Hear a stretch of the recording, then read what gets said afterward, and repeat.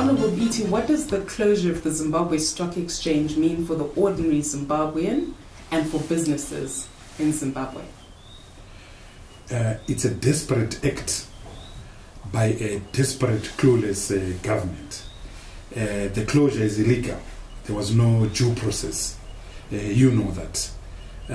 It affects the capacity of Zimbabweans to raise much needed capital, much needed foreign direct investment. It's irrational and it's not connected to any economic objectivity other than the proof that I can use force to do whatever I want, which is typical of everything done by the illegitimate Emmerson Mnangagwa. What does it mean for pensioners and for property rights? Well, it merely confirms that Zimbabwe was never open for business. It's a confirmation of the destruction of the rule of law and human rights, including property rights. Remember, this move comes a few weeks after the government had banned the tradability or fungibility of old mutual shares. So in a globalized environment, you have the regime of Emmerson Mnangagwa trying to create an inward-looking, autarkic, dictatorial regime. It doesn't work and it won't work. If the MDC alliance were in government, how would we have done things differently? Firstly, you don't touch markets. And by markets, I'm not just talking about the stock exchange. I'm also talking about social markets, including women who sell tomatoes at a market, who, as I'm talking to you right now, can't sell their tomatoes, including the young men who sell goats at the Mbudzi market. They can't do that.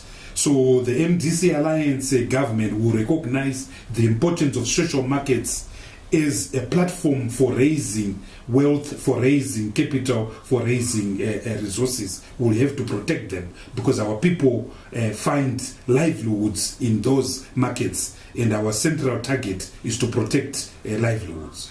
You raised something that's very interesting, that nobody has been spared. You see capital right at the top, the stock exchange being squeezed. You see the informal sector being squeezed with this veiled lockdown. Nobody is safe when it comes to property rights in Zimbabwe. You speak of livelihoods. What does this mean for the fight for livelihoods in Zimbabwe? Emmerson has been an absolute disaster. And after the demise of President Mugabe, one of us Zimbabweans are actually shocked that things can so be dramatically bad and terrible. He has taken our country back to where it was in 1923. We are living in the era of COVID, where 95% of Zimbabweans are not employed. And of those 95%, 79% are living in extreme poverty, surviving on tsaona, 4 leaves of vegetable, a coke of cooking fat, a little plate of mealie meal, which you can't find anywhere. You can't find roller meal. And over and above that, this regime has failed to provide social safety nets to the working poor of Zimbabwe. So the average black person in Zimbabwe is dying of hunger, dying of anxiety, and dying from the actions of a cruel, illegitimate regime, the regime of Emmerson Mnangagwa. You speak of social safety nets. Now, the government at the start of the lockdown spoke of providing benefits for the poor and those who needed it. They also spoke of a maize subsidy. Are we aware of any of the vulnerable, so to speak, within our constituencies who've benefited from these so-called safety nets, especially, with hyperinflation? What impact has any of this had, if at all any have been available? This regime is long on talking, but short on delivery. They fail to give a single household any social safety nets. The pockets of Zimbabweans you find receiving packets of roller meal, US $20 or US $30, it is because of the sterling work that the international community is doing. Agencies like USAID agencies like DFID, agencies like the European Union. Mr. Mnangagwa, Mr. Mtuli have failed to protect the poor working people of Zimbabwe. So livelihoods have been brought under tremendous attack by this regime, which is why I said at the beginning that there is soft genocide that is now taking place in Zimbabwe, thanks to Emmerson Mnangagwa, thanks to Mutulisi Ngube. Now, you were the Minister of Finance during the Government of National Unity. It's no secret that we are in a period of hyperinflation. Official statistics say that hyperinflation is at 756%. However, leading economic experts such as Professor Steve Hanke pin hyperinflation at as high as 1,300%. We saw this week that, in OK Supermarket, a packet of 10 diapers is now $14,000. What's your comment on hyperinflation in Zimbabwe and the impact this is having on the livelihoods of Zimbabweans and the erosion of wages? Yeah, Fads, if there's one thing that Zimbabweans understand more than any nation and any citizen of any country in the world, it's hyperinflation, because we lived it from 2006 to 2008. In 2006, 2008, the price of a commodity would change when in a queue, when you are waiting to pay the storekeeper in a shop. Now, fast track the clock, 10 years later, we are now in a situation where very few shops put prices on the shelves because the price is changing every minute that you are in that shop. In my submission, the inflation in Zimbabwe is way beyond 1,500%. And you only need to look at the price of one commodity, the price of bread. In May of 2020, you could buy bread at 30 cents. In June of 2020, the price of bread was anything between $80 to $100, an increase of more than 200%. Now, here's the definition of hyperinflation. Hyperinflation is month-on-month inflation of 80%. So if you find the price of a good going up by 80%, it's now hyperinflation. Now the price of bread in a space of less than 6 weeks has gone beyond 200%. So strictly speaking, we are beyond hyperinflation. And when hyperinflation occurs, it's no longer economics. Bad economics is 12%, 15%, even 20%. But when it gets to hyperinflation, it's now politics. It's now a reflection of the breakdown of the social contract. It's now the citizen saying to the government, we have no confidence in you, we have lost faith in you. So people, business people, retailers increase prices not because of any economic fundamentals, but the anticipation that by the time that I restock, the price of that commodity would have risen anyway. So I might as well protect myself by increasing. So it becomes an accelerated process of madness, which is driven by lack of confidence, destruction of the social contract. So prices and hyperinflation prove what we in the MDC Alliance have always said since time immemorial. You can rig an election, but you can't rig the supermarket. You can rig the election, but you can't rig the price of fuel at a gas pump. And that is what is happening in Zimbabwe. Now you say something very interesting. You can't rig the economy. No. This week we saw the ZRP in the markets, out with traders, and they were arresting people for something quite unique as a matter of law. That's people were now rejecting bond notes. Now, what's your comment on people's lack of confidence in the local currency, and what does that say about the policies of the current Minister of Finance, Mr. Mtuli Ngube? Fats, I've always argued that it was not the wisdom of the government, our government, which introduced the US dollar and the regime of multiple currency in 2009, it was the people themselves. My Ezra in Chendambuya, my Due in Dotito, Mandlovu in Wange. The people of Zimbabwe rejected the Zimbabwean dollar. They lost confidence in the Zimbabwean dollar. And as I always say graphically, the Zimbabwean dollar was caught in flagranto with its trousers somewhere. So once people lose confidence, that confidence will never come back. So in the history of currencies, there is no country in the world that has been able to de-dollarize when it involuntarily dollarized. Because once people have lost confidence, they have lost the confidence. It's like a matrimonial situation. If you lose confidence in your husband or vice versa, that's it. Trust is gone. It's broken down. Finito. And that's what happened to the Zimbabwean dollar.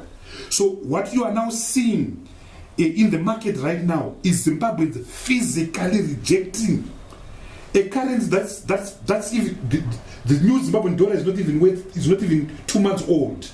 The new dollar was introduced 2 months ago, but people are simply saying you can't give us something that is worthless and pretend that it's money. We remember and we recall that the same thing made us poor and pauperized us in 2006, 2007, 2008.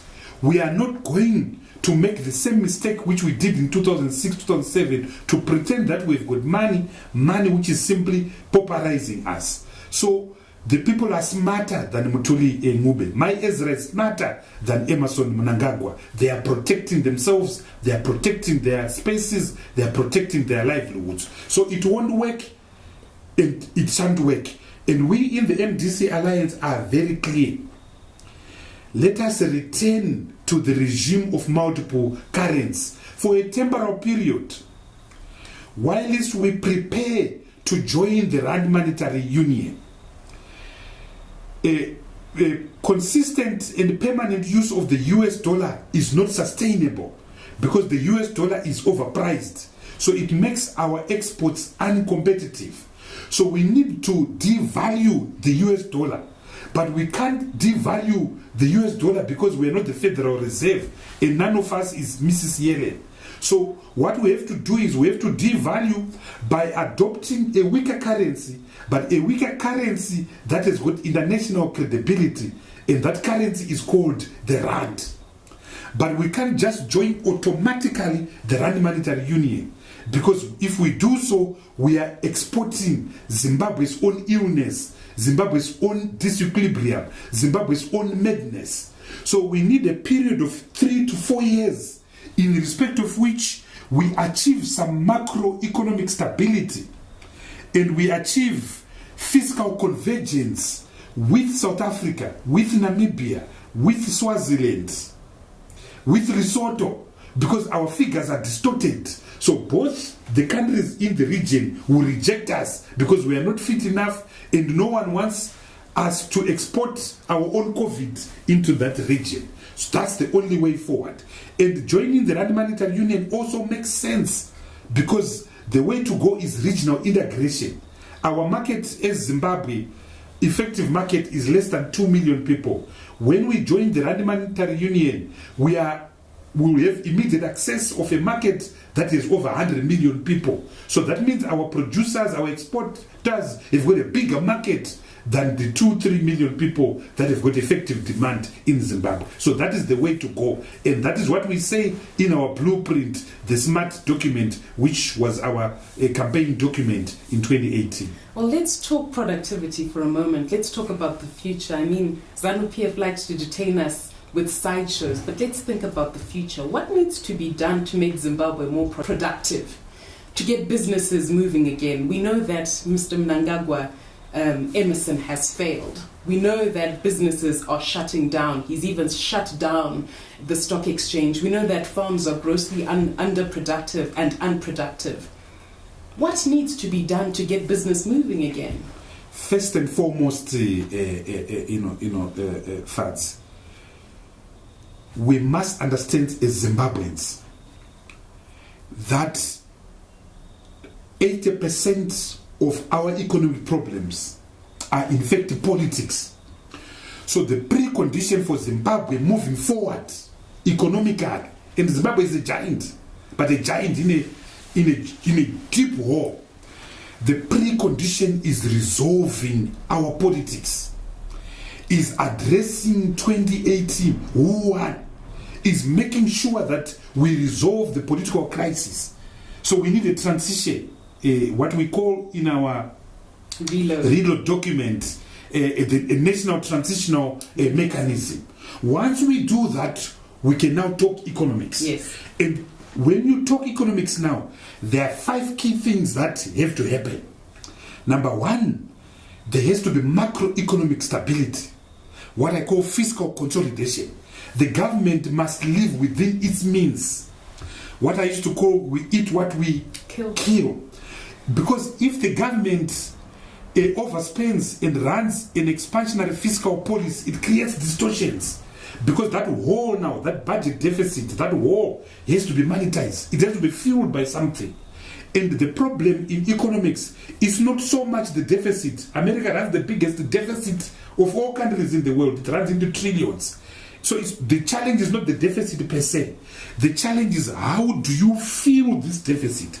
Oftentimes, African governments and Zimbabweans are the grandmasters. ZANU-PF are the grandmasters.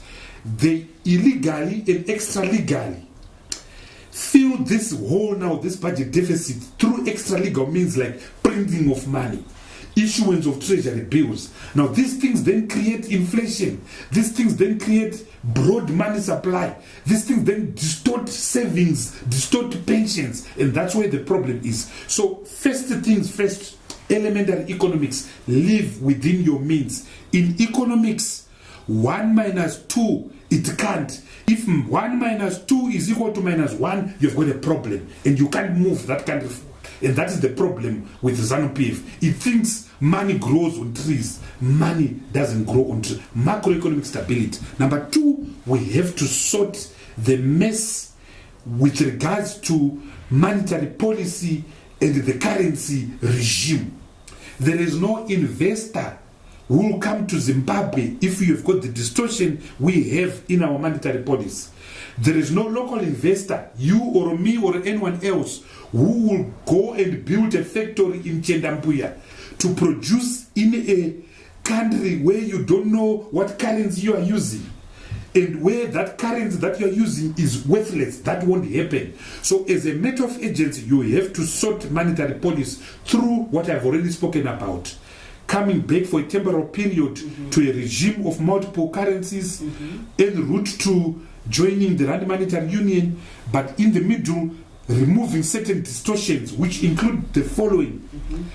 Remove export surrender requirements, because that's a tax that is being imposed by the central bank. In fact, so it's that's an expropriation, let's be honest. It's an expropriation in breach of Section 71 of the Constitution. So that has to go. 2, remove these things called auctions or fixed exchange rate and so forth. Let the rate find its market. Let the rate find its in other words, liberalize completely.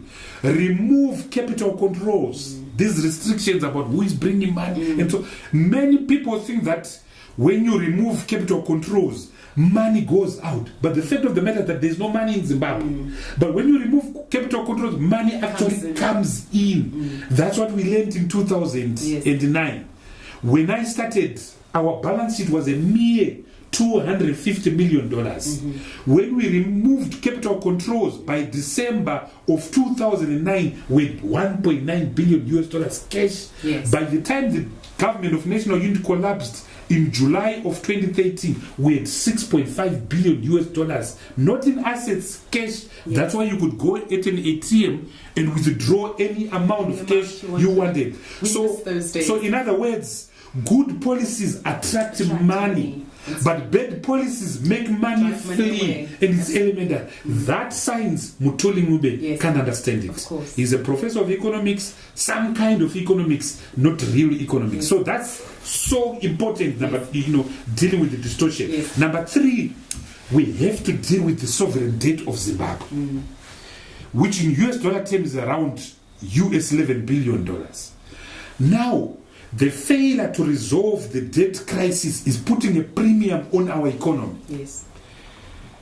We have to make peace with the World Bank. We have to make peace with the IMF. We have to make peace with the Paris Club of lenders. Now, we defaulted many years ago. We defaulted in 1999. So nobody cares about $11 billion. It's nothing. It's petty cash for developed countries.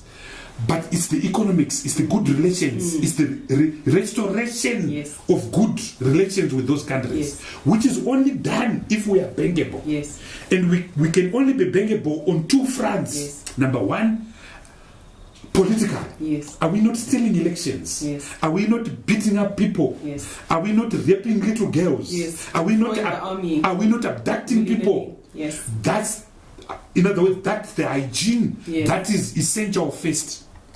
Do we respect people's rights? Are we not shutting down exchange, stock exchanges and so forth? Now, ZANU can't pass that test. ZANU can't pass that test. They can't pass the test of political hygiene. The second test is a technical one. Yes. Do you understand economics? Do you understand that it's about decency? Because if you run a budget deficit is a reflection in which you don't respect people's rights. Yes. Because when you run a budget deficit, you are in fact spending that which you don't have.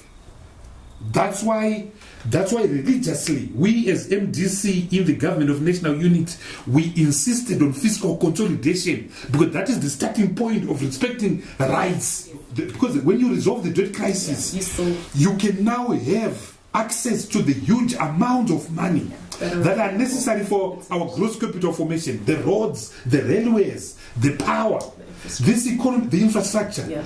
Those things are financed by banks that were created for that function. The World Bank. The original name of the World Bank is the International Bank for Reconstruction, IBRBD. Yes. Then the African Development Bank, it has got $70 billion for roads, for dams, for electricity. But we can't access these monies as long as we have not resolved our debt crisis. So that is so key. Number 4, we need to put a full stop to the land question. Oh, yes. We have to restore the land market in Zimbabwe by making sure that anyone who is on land has got some title, has got tenure, whether it's a long lease or a title deed. Right now, as I'm talking to you right now, they're still invading farms. Of course. They're still invading farms right now. You're a lawyer, you know what I'm talking about. So we need to put a full stop to the land question. We need to put a full stop to the land question. Number 5, we must source the funding to retool our industry, and only the MDC Alliance can do that, because we've got the friends, we've got, and when we say it, they think we are joking. We've got the trust, we've got people with deep pockets, and when we were in government, we did not steal. So people know that. People know. So those 5 key things are, I just wanted to, when I was interjecting there, I wanted to go back and remind people about the MDC's credibility during the GNU. I think it's worth reminding people about some of the successes of the MDC, especially from the economic front. I mean, we know what was done in education, we know on other fronts as well. But let's remind people of some of the economic successes. I mean, I think people forget about the stability we enjoyed the biggest during that period. The biggest thing we did, we made life normal. Yes, for the ordinary people. Zimbabwean. Yes. What is a normal life? Yes. A normal life is one which you can plan. Yeah. So it doesn't matter that we're paying people $100 US. But with that $100 US, you could plan. Yeah. You understand? Indeed. A year before, we were billionaires. Yes. We were trillionaires. But you couldn't plan. So what the MDC brought during that period, we brought sanity. Yes. We brought predictability. Yes. We brought certainty. Yes. In other words, we restored the social contract. Yes. The understanding that I'm a citizen. Yes. I've got obligations to the state. Yes. What are my obligations to the state? I must pay my taxes. Yes. We all pay taxes. Yes. What are my in an economy, in a currency that the government can use? What are my obligations? Yes. I must respect the laws. So I can't go around killing people or stealing. Yes. The state too had reciprocal obligations to the people. Yes. What were our reciprocal obligations? There must be education. Yes. There must be health. Yes. We got Paralenyatwa working, we've got Mpilo working, we've got UBM working, we get the Harare Hospital working. Again. What are the state's obligations? There must be clean water. Yes. So in a normal state, and that's what we did during the government of national unity, we created and restored the social contract in which both sides of the contract recognize their reciprocal obligations to the other. Indeed. We paid our taxes happily. Yes.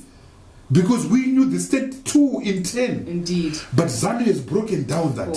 Why should I pay taxes when I know that Mr. Mnangagwa and his children are going to misuse this one way or the other? Aided and abetted by Moyo and all his I can't do that. Indeed. I can't do that. That's why you've seen massive capital flight. Yes. You have seen collapse of in real terms of revenue going to the Zimbabwe Revenue Authority. You have seen a broken down social contract. You have seen increased vulnerability. Yes. You've increased the fragility. Yes. That's the price you pay when you don't respect that the master, the boss, is the human being. Absolutely. My Ezra in Lotito, my Sbanda in Chendambuya, Manglovu in Wange, Maduve in Cholocho. In Honorable Biti, let's talk about the rights of workers. What has this government done to the plight of the working class? I think they've pauperized the worker. They've made the worker very angry. They've made the worker extremely vulnerable. The average teacher used to earn $500 US. Yes. US dollars. Yes. Now the average teacher is earning $40 US, barely that. And it's less than that because it's about 2,500. Yes. So if the rate is now, so it's $20, $15. So you have brought poverty to the working people. But when you do that now, you take away the dignity of the worker. The worker can't look at his wife, at her husband, at her children, because you can't provide. Yes. What does that entail? The output is increased domestic violence, increased the bohemianism, increased the rape cases, child abuse, and so forth, because you've taken away the dignity, ubuntu, wemishandi. So social dislocation then occurs, and that is what ZANU-PF has done. You have killed the spirit, the human spirit, because you've mismanaged the economy, and that's the thing that Mutuli Ngube, doesn't know. Economics is about livelihoods. The reason why scientists have refused to make economics a science is because it's about human behavior and human dignity. How does a human being behave? So it's a social science. Absolutely. And so Mutuli and Emerson have failed to understand Mbuya Ezra. In Lotito in Chendambuya. How does she respond? How does she react? So we have let down our people. We have pauperized our people. And when you are poor, not only do you lose dignity, as I was just explaining, but your social condition, your right to health also collapses. Your children also can't go to school because you can't go to school. And we then exacerbate equality. Because the children of the rich who stay in Borodale, who stay in Highlands, who continue going to school. The little child who was bright in Highfield, in Makokova, she can't go to school. So the inequality increases. Absolutely. So you collapse the state. And that's one thing that Mnangagwa does not understand. It's one thing that Mugabe knew, because Mugabe knew the importance of education. But not with Emerson, not with Mtuli Ngube. They're a disaster. I don't know what but to be run by a set of peasants in the form of Mnangagwa. I know, it's terrible. Now, the public health crisis. This is the penultimate issue I want to deal with. We're in the middle of a COVID lockdown. But what's interesting about this lockdown is we're seeing a nurses' crisis in the middle of it. They say they're prioritizing public health, but at the same time, they're ignoring the priorities. You've got frontline health workers. We've got nurses earning 3,000 bond notes. Look, in the 3,000 bond notes is like $20. Yeah, but not only that, you feel pity for those, men and women. COVID is a disaster. It's a pandemic that nobody has ever seen in the world. It has made huge countries look like little third world ragtag. So these compatriots are on the front line of the biggest war we have ever faced. But they don't have PPEs. Yes. They're going into hospitals. Some of them don't even have plugs. Yes. There are no ventilators there. Some of them don't even have beds. Some of them are just ramshackles. Yes. So they're watching people die. And for a trained professional, a trained doctor, a trained nurse, there is nothing that is as horrible and as terrible as watching someone die when that death is unavoidable. When you just need a little tablet, a little Panadol, a little painkiller, and regrettably that is what is happening in our country. Then those people now have to face the indecency, the insult of their own meager remittances. But they are then confronted with the obscene income levels of their bosses who are driving Range Rovers, Prados, and so forth. And the Health Services Board in the Health Services Board, and so it drives their anger. So they get to a level where let's protect ourselves, and that's what those men and women are doing. But what does it do now for the ordinary average person? But the ordinary average person, unlike others, can't fly to China for treatment. Yes. Can't fly to Cape Town for for treatment. Can't fly to Hong Kong for treatment. Yes. And so our people are dying. Yes. Our people are dying. The and hospitals remember, become death chambers. Exactly. And remember, without COVID, we already had our own problems. Health crisis, absolutely.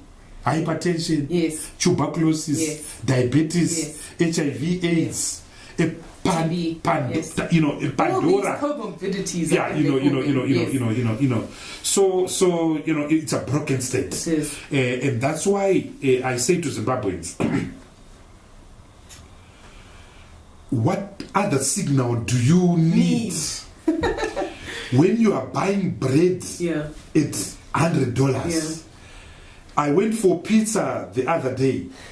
I bought a cake of pizza for $1,000. I mean, that's ridiculous. It's obscene. I mean, it's crazy. It's a place called Pizza Inn. Whoever owns it must be shut down. I mean, it's ridiculous. But I mean, they're operating in an ecosystem. I think absolutely. That's the issue. So our people must understand that we have to provide the agents for the change that is desperately required in this country. And that we can't outsource and delegate this struggle to anyone else. We have to be on the streets because the Constitution allows us to do so in Section 59. Absolutely. Peacefully, of course, non-violently, but we have to confront Mr. Mnangagwa.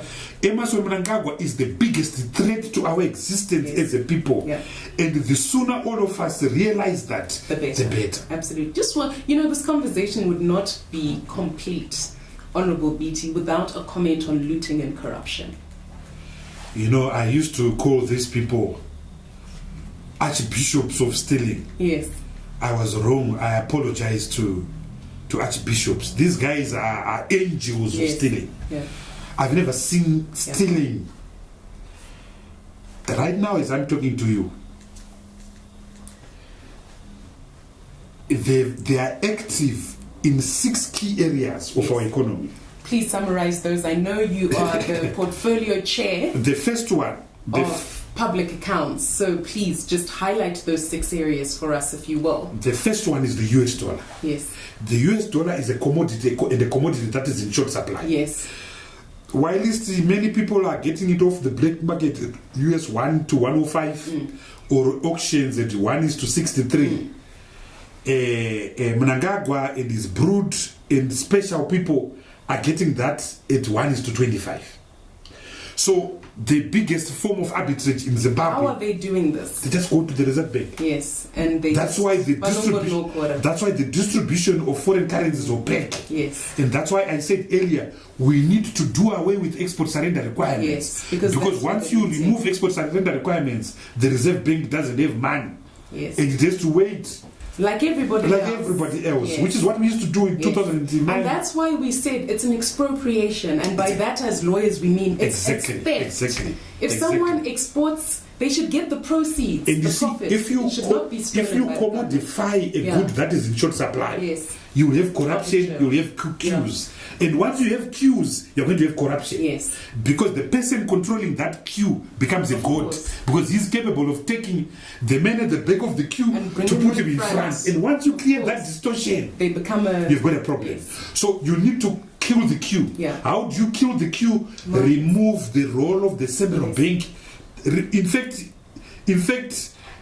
if you want stability in this country, you need to actually close the Reserve Bank.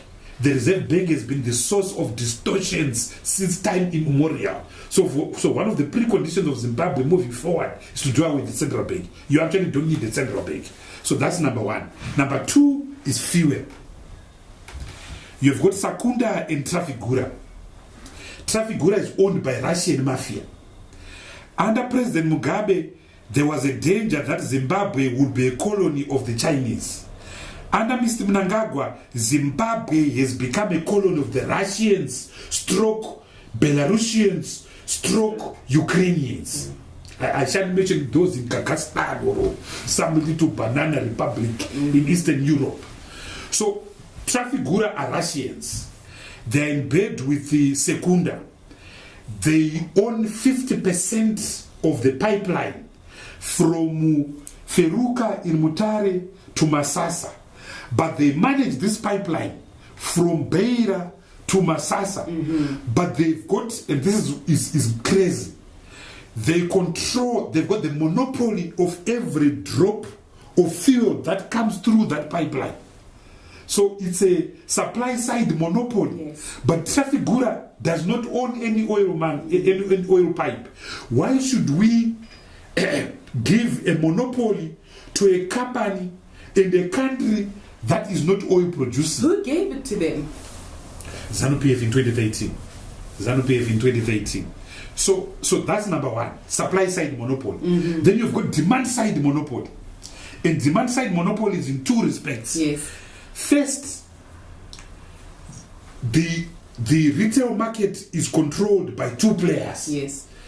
The Sakunda cross a Trafigura incest, yes, which runs the following service stations: Trek, yes, Puma, yes, and Sakunda. Right. That's already 50%.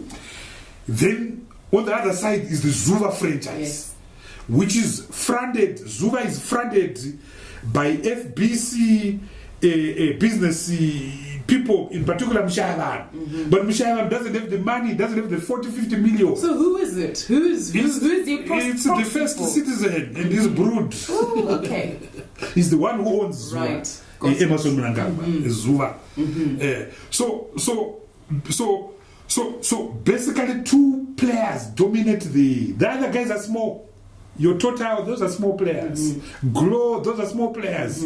Engine, those are small players. The bulk of our fuel on the retail side is the Sakunda cross Trafigura incest, which is Puma, Sekunda, Trek, and then Zua on the other side. So that's the first distortion on the demand side. The second distortion on the demand side is a thug called Billy Rottenberg. The blending, the ethanol. In fact, I am sorry I called him Rottenberg. It's a Rottenberg. R-O-T-O-O-N. Rotten as in rotten. Rotten as in rotten, rotten as so Mr. Rottenberg bribed some people, in 2013. And the statutory instrument was made called SI 17 of 2013. This SI 17 of 2013 says anyone who wants to bring ethanol in Zimbabwe can only do so if you are in a joint venture agreement with the government of Zimbabwe. Right. Which is a euphemism for saying if you are Billy Rottenberg or Green Fuel.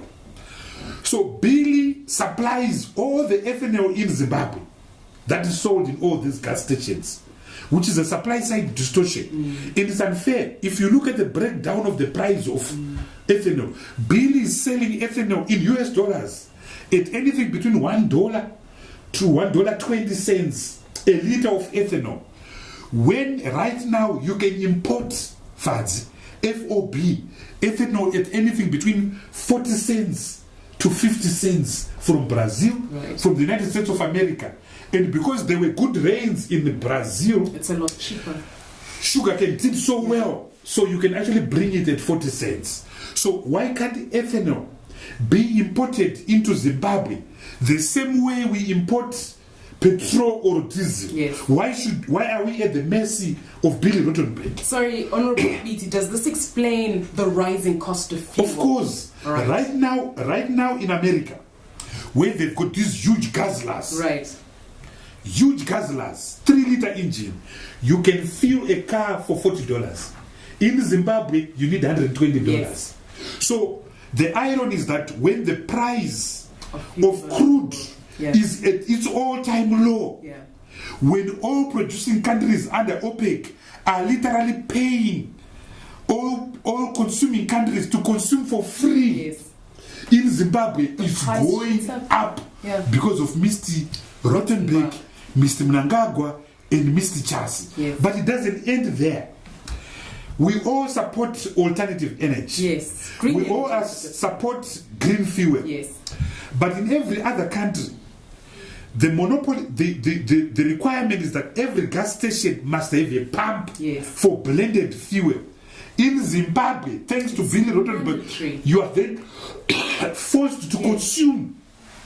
Notwithstanding that the fact that your car might be a brand new car which doesn't consume blended fuel, or your car is like mine, a Zichke from Japan that is 40 years old, which can consume, which is crazy. It's madness. So for ethanol, you've got both supply side monopoly and demand side monopoly, which clearly is unconstitutional. Not only is it unconstitutional, it's corrupt. It's madness. Let's call it what it is. Then the third thing on fuel. Yes.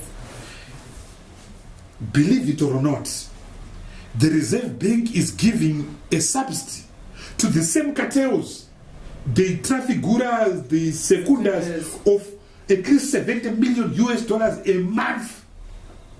But how do you give a subsidy to a middleman? Of course. And how do you give it help? Yeah. So this is how the subsidy is being given up. Where others are accessing foreign currency, let's say 1:25, they're accessing it at 1:8. They've got a special rate. And where does the money come from? I ask again. From export surrender requirements. Yes. So they're stealing money that's made by exporters. Remember, our exports are around US $5.7 billion a year. We sell minerals. We sell tobacco. We sell manufactured goods and so forth. So it's a healthy amount. So a lot of people say, if we dollarize, where will you get the money? $5.7 billion is a lot of money. Provided the government lives within its own means and is not taking money from the exporters to pay its wages. It must wait for what it collects through the tax person. And the tax person collects enough. I know. I ran that system. Ministry, So the third form of corruption is command agriculture. Yes. Now, please, can you just break down the figures for 2017 and 2018? I know it's a matter of public record how much. So in 2017, $2.7 billion was stolen through command agriculture. But here's what will shock you, Fads. On one day, the 27th of December 2017, $1.5 billion was taken out of the system. Who steals on Christmas Day? Well, comment please on the significance of this date. I think that it's 2017. I think a lot of that money. It's December. We know what happened in November. I think a lot of that money was taken to reward those who had fought back during 15 to 23rd November. I see. Yeah, so houses were bought. Houses were bought. People were bought cars and so forth. That's why so of the 2.7 billion, of the 2.7 billion Yes. stolen in 2017, 1.5 billion was stolen on the 27th of December. When some of us were saying, Merry Christmas. Merry Christmas, they were saying, Thank you. Thank you. Amen. Hallelujah. Yeah, hallelujah. Amen. Hallelujah. Now, when you're in the public... So 2018, right. 3.5 billion US dollars was stolen. And these figures, that's about the only thing that the Minister of Finance and the Reserve Bank agree. They agree on these figures. But what they can't agree on is where did the money go to? The Reserve Bank has got a different story. Minister of Finance has got a different story. Minister of Agriculture came before us and says we don't know this money. No, I'd like GMB to stop says you. we don't know. This money. Now, I want... But the frightening thing, Fads, I'm not a prophet or a man about. The 2019 books are coming. Yes. In a few weeks' time, Mrs. Chiri, the Auditor General, will lay before Parliament the audited books of 2019. Yes. I can guarantee you that the money stolen will be more than $3.5 billion. Right. And we know what they did last year. Yeah. They stole money to buy a bank. Yes. They stole Which bank? Let's just be honest. I can't go into those details. Okay. They stole money to buy a bank. Yeah. They stole money to buy a Zim Alloys. They stole money to buy Bindura Nickel Corporation. They stole money to fund Secunda's treasury bills of US $360 million. That's 2019 alone. So if you thought 2018 with this $3.5 billion was bad, wait for 2019, my sister. It is going to be bad. So, which is why I say these guys are not bishops. They are popes of stealing. Of corruption. Yeah. Now, on corruption and on command agriculture, I just want to tie in one thing, Honorable BT. We have a hunger crisis in Zimbabwe, which the UN has described as man-made. 7.7 million Zimbabweans are facing a starvation crisis. You've spoken of money that was looted in 2017 and 2018. You said 2.7 billion. To 2017. In US dollars. In 2017, yes. US dollars. And in 2018, you said 3.5 billion. So in 2 years, that's $6.2 billion. Yeah, but now, what we now know from the Public Accounts Committee, they've brought a bill before Parliament called the Financial Adjustment Bill. Last week we had an interview. So we have now learned now that the 10.6 billion which they are seeking condonation in the Financial Adjustment Bill and condonation in legislation is over and above the 6 billion. It's over and above the deficit that we've already known. So the theft we are talking about runs into 20 billion, 25 billion of a small little economy like this. That's why we say Nika ino yakasimba. Otherwise Mnangagwa nevamwe vakadai vakaidonetsa because vanoba kunge mademoni. I mean, what's shocking is they always turn around and then say, look, the MDC Alliance is responsible for it's crazy. And this is what we always say to the economic crisis. This is why we always say to the international community, there is money in this country. It's not a humanitarian situation. There is money.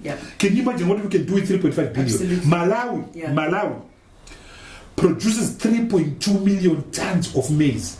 Do you know their budget? 80 million. 80 million. I mean, they produce 3.2 million. Us, with $4 billion US dollars, we can't produce 700,000 metric tons of maize. Shame on us. I mean, you say they've got an $80 million budget. I mean, the for amount... agriculture, 80. For 80 million. Yeah, 80. Yes. We are putting billions. Let's look at but they are producing 3.2 million metric tons of maize. Yeah. I shan't mention soya meal. I shan't mention cassava. I shan't mention those crops. I shan't even mention tobacco. Because one of the things that people don't know is that Malawi is a major producer of Virginia tobacco. And then obviously we know that 60 million was made available in contracts by Obadiah Moyo. So let me just run quickly. Let me just run quickly the other corruption. So the other one is minerals and commodities. In particular, diamonds, gold, chrome and platinum. They've parceled out our chrome to Russians and Belarusians. This country is being mortgaged. And the MDC Alliance government under President Chamisa, one of the things we have to do is to audit every mining concession. Yeah. And anything that was done outside the law must be cancelled. Namhla, Katesi. And so that's huge. That one we can talk about for hours. Yeah. The next one is procurement. Yeah. Oh gosh. That's where the Draxes of this world, come and to. Drax, like you say, is a microcosm really of what the Auditor General. The petty cash. The petty cash. But really, cash. I think what. Yeah, but that's now money for. Of course, for the boys children, and that's now money for the Lamborghinis that they're buying and so forth. Yeah. But what was the other thing, the other thing that really makes me angry, Fadzi. We've been talking about. Secunda and Kudatagirei. Now, I'm not going to mention names. Okay, I've mentioned Billy Rottenberg. But one of the shocking things is how complicit white capital is in this looting. So one of the biggest beneficiaries of Command Agriculture, for instance, number 2 Tukuda, is actually FSG. And that came out. It's a public, and they're huge. Yeah. So recently, we had a meeting at the Public Accounts Committee. We got details now of foreign current allocations made by the Reserve Bank for Command Agriculture. You'll be shocked by the so-called white companies that accessed those monies. Unfortunately, I can't go into names. And so it's good enough that we talk about the secundas of this world, but there are also white secundas over and above the Bill Rottenbergs, the John Bredenkamps of this world, the Nick Van Voogstraat of this world, the Hamish Radish of this world. There is a lot of scam, and we're going to expose it. Oh, thank you. That's good. And I think the key thing is that corruption is killing us. Like we've consistently said, it's one of our big fights is the MDC Alliance. After the fight for governance, after the fight for livelihoods, it has to be corruption. Absolutely. It's putting a premium. Yes. We in Zimbabwe, we don't need foreign aid. Yeah. If we were just to plug the walls, not just these avenues of looting that I'm talking about. Yeah. Your command agriculture, your fuel, your commodities, your subsidies, your procurement. There's also another thing. Yeah. Illicit financial flows. Outflows, yeah. There is a major crook in Zimbabwe. If you take, let me give you two examples. Zimbabwe does not have a gold refinery. So we use the Rand refinery. Yes. In South Africa. 60% of the gold that is being processed at Rand refinery is Zimbabwean gold that is being smuggled illegally in Zimbabwe by thieves, the Macmillians of this world. Go to cigarettes. The top selling tobacco brands in South Africa is actually Zimbabwean smuggled tobacco. The top 3 selling tobacco brands in South Africa are made by tobacco that is being smuggled from our dear teapot-shaped country that we love so much, Zimbabwe. Then platinum. I can't even mention. So the scam that is happening in this country makes you shocked, which is why I said we're a giant. But thanks to ZANU-PF, we're in a deep hole. Yeah. And we need to. And you see the problem about a giant in a deep hole, you can't measure his height. Of course, because he's stuck. So we need a national transitional authority, we need a proper government so that this giant, we can get it out of the ditch. It pains me. I'll just mention this anecdote.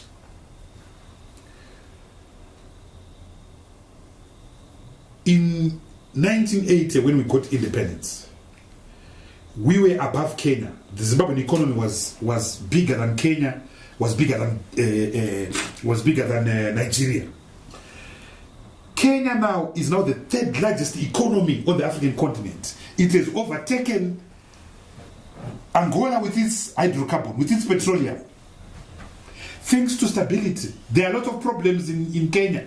There's still elections in Kenya, but they let the economy run itself. Yeah. Kenya is now the third largest economy on the African continent after South Africa, Nigeria. I know Nigerians would hate me for this. The Nigerians think they are the number ones. I would say South Africa, Nigeria, now Kenya. It used to be Angola with a GDP of 280 billion. Kenya has now overtaken them. Little Zimbabwe, we are number one in stealing. We're number one in stealing elections. We're number one in raping women. We're number one in abducting people. We're number one in weaponizing food. We're number one in suppressing journalists. Shame on us. Shame on us. Well, Honorable BT, our dear Vice President, thank you so much. This has been an illuminating conversation. We will continue the fight for livelihoods. That's the campaign we're currently on. But I think what I need to emphasize is that the 5 big fights are all intertwined. Once people start to act in accordance with the rule of law and constitutionalism, and we attain a people's government, then the fight for livelihoods becomes so much easier. We then are in a stronger position to tackle corruption. And then we get the reforms we so urgently need in order to win Zimbabwe for change. So thank you so much.